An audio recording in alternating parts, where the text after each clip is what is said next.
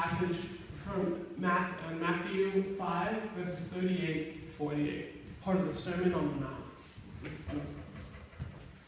If I had to choose one section of Scripture that I could read over and over and then again after that, it would be all of pretty much the Sermon on the Mount.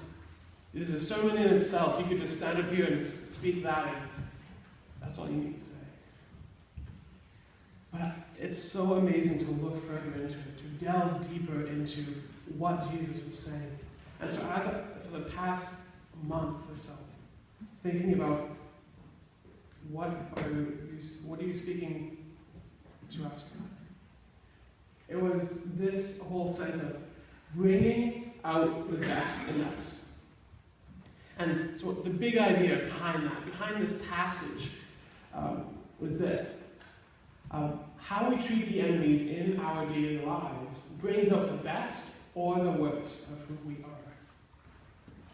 That seems a bit different though, doesn't it? And compared to what we read in the scripture there, oh my goodness, what? When did it turn to me?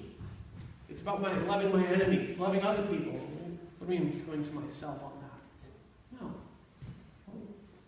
Let's look at further on in this passage. Now, you guys usually get this right, but I'm going to try again. There are two answers to everything in life. What are the two answers? One of two answers, sometimes both. Context and Jesus. I like that. There we go.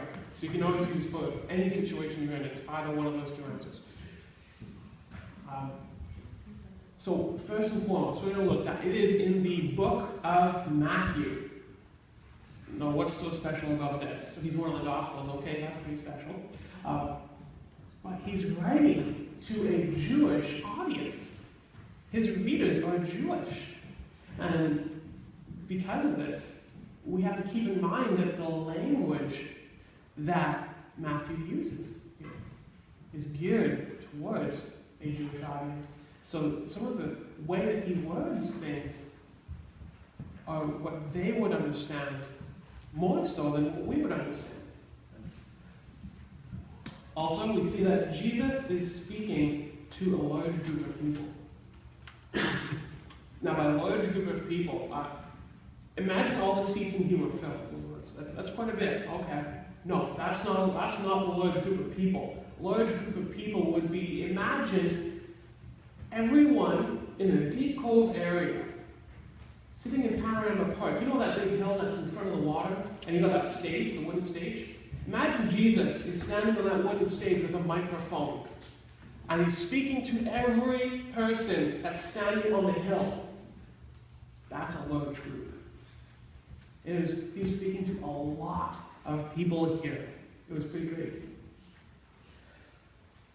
Now we also see, not as he's speaking to all these people, but this is a teaching environment. He's teaching them. It's not like other places in the Gospels where it's a back and forth battle between Jesus and the Pharisees or the Sadducees. They're arguing with him. No, this is strictly teaching. Jesus is out there bestowing God's wisdom, bestowing his wisdom. And it's some pretty good stuff.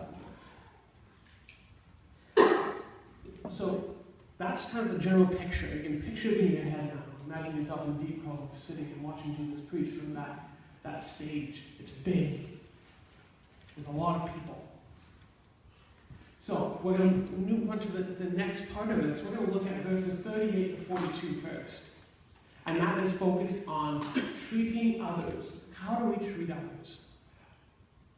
Well, in order to look at these verses, 38 to 42, someone slaps you across the face, let it turn the other cheek. Or someone takes you, giving you a cloak too, and if someone asks you to go an extra mile, okay. Let's look at this.